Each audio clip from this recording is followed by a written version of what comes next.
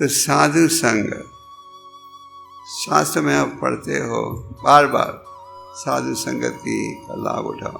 साधु संग सर्वशास्त्र का लाभ मात्र साधु संग सर्वसिद्धि है।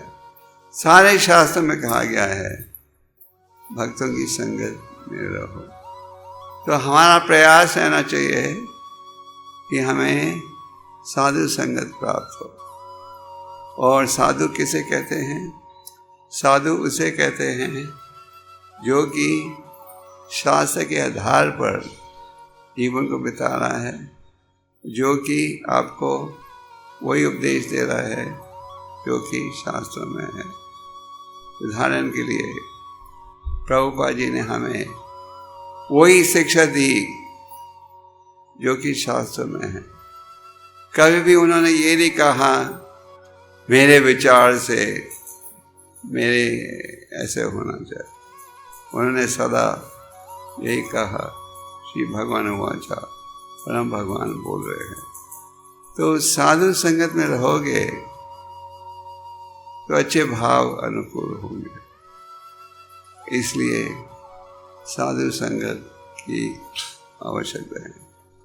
साधु संगत आप दो रूपों से प्राप्त कर सकते हो, भक्त साधु और ग्रंथ साधु। जैसे कि इस संस्था में आपने अनुभव किया होगा, प्रचार के कार्य पर बल दिया जाता है। क्यों? क्योंकि इन ग्रंथों के माध्यम से, ग्रंथों को अध्ययन करने के पश्चात अनेक व्यक्ति जुड़े हैं भक्ति में। तो अंतर्राष्ट्रीय कृष्ण भावनामृत संघ का मूल उद्देश्य यह है कि सबको भगवान का संदेश देना। तो साधु संगत, हमें साधु संगत प्राप्त करने का प्रयास करना चाहिए। नारद मुनि ध्रुव महाराज को कहते हैं भागवतम के 4 स्कंद में कि हम 3 प्रकार की संगत प्राप्त कर सकते हैं। हम प्राप्त कर सकते हैं संगत उनकी जो कि भक्ति में आपसे आगे है, भक्ति में आपके बराबर है, भक्ति में आपके पीछे हैं। तो जब हमें मौका मिले कि हम उनकी संगत में आएं, क्योंकि भक्ति में आपसे ज़्यादा एडवांस्ड हैं, हमें प्रसन्न हो जाना चाहिए। जब आप अपने बराबर के भक्तों को मिलो, तो जब मित्रता का भाव होना चाहिए। जब आप इन्हें मिलो जिनके पास आपसे भक्ति में कम ज्ञान है, तो उनके प्रति हमें दया की भावना होनी चाहिए। तो साधु संगत के द्वारा आध्यात्मिक जीवन हमारा आरंभ होता है।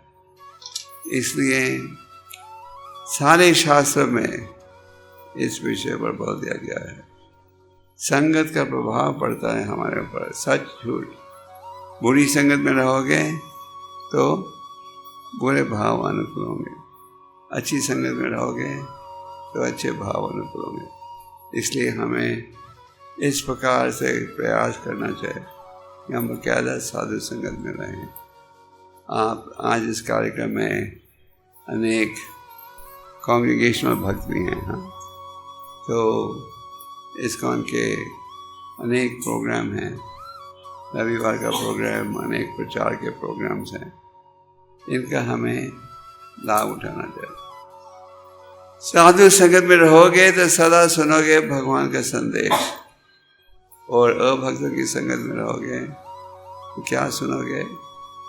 बहुत एक चर्च, और उससे हमें बचना चाहिए। इसलिए चैतन्य महाप्रभु ने कहा असत संगत त्यागा ये वैष्णवाचारा। हाँ, अभक्तों की संगत से बचो। तो हम सब का ये प्रयास रहना चाहिए, साधु संगत। प्रभुपाद जी प्रचार के दौरान एक समय रशिया गए थे पहली बार। प्रभुपाद जी वहाँ गए थे अपने 2 सेक्रेटरीज के साथ। उस वक़्त इस्कॉन का एक भक्त भी नहीं था उस देश में। प्रभुपाद जी के सेक्रेटरी जो थे बाजार में जा रहे थे दूध और फल खरीदने के लिए। उन दिनों में उस देश में लोग हिंदी इंग्लिश भी बहुत कम बोलते थे। खैर खोजते खोजते उन्हें एक व्यक्ति मिला जो थोड़ी अंग्रेजी बोलता था, और प्रभुपाद जी के सेक्रेटरी श्याम सुंदर ने उसे कहा, उसे ये पता लगा कि ये जो रशियन है अंग्रेजी भी बोलता है और योगा में इसकी रुचि है। तो उसने कहा कि मेरे गुरुजी मेरे साथ हैं जो कि योगा के बड़े प्रचारक हैं, और इस प्रकार वो आए प्रभुपाद जी को मिलने। 3 दिन के अंदर प्रभुपाद जी ने उन्हें पूरी शिक्षा दे दी और शिक्षा दी, दीक्षा भी दे दी, और प्रभुपाद जी ने उन्हें गीता का संदेश भी बताया, और इस व्यक्ति ने प्रचार का कार्य शुरू कर दिया, और इस प्रचार के द्वारा हजारों भक्त बने बाद में। तो साधु संगत का बड़ा प्रभाव रहता है, और हमें साधु संगत का लाभ उठाना चाहिए। तो आप सब जो घरों में रहते हो, आपको भी रविवार के दिन कम से कम मंदिर में जरूर आना चाहिए, और जब हम मंदिर में आए तो मंदिर में आकर भगवान की सेवा में भी जुड़ना चाहिए। हम जब हरे कृष्ण मंत्र का उच्चारण करते हैं तो किस लिए, इस उच्चारण में क्या कहते हैं? भगवान से हम कहते हैं कृपा करके हमें भक्ति दीजिए, भक्ति दीजिए, भक्ति दीजिए। तो साधु संगत में रहोगे तो फिर क्या सुनोगे? आप सुनोगे हरिनाम की महिमा। इस्कॉन के भक्तों के द्वारा बकायदा बड़े बड़े उत्सव किए जाते हैं। किस लिए? एक ही भाव से साधु संगत प्राप्त होगा तो इस साधु संगत के द्वारा आध्यात्मिक उत्साह बढ़ेगा। आप खुद अनुभव कर सकते हो, जब आप भक्तों की संगत में रहते हो आपका उत्साह ऊंचा रहता है, और अगर आप थोड़े समय के लिए भक्तों की संगत से जुदा हो जाओ तो क्या परिणाम होता है? आध्यात्मिक उत्साह भी कम हो जाता है। इसलिए हम सबका ये प्रयास रहना चाहिए कि हम साधु संगत में रहें, और जब हम भक्तों की संगत में रहें हमारा प्रयास रहना चाहिए कि हम भक्तों के गुणों को देखें। गुणों को देखोगे तो अच्छा संबंध होगा। अगर हम केवल नुक्स को देखेंगे तो फिर गलत संबंध भी जुड़ सकता है। तो इसलिए चैतन्य महाप्रभु ने सबसे पहले क्या कहा? साधु संग।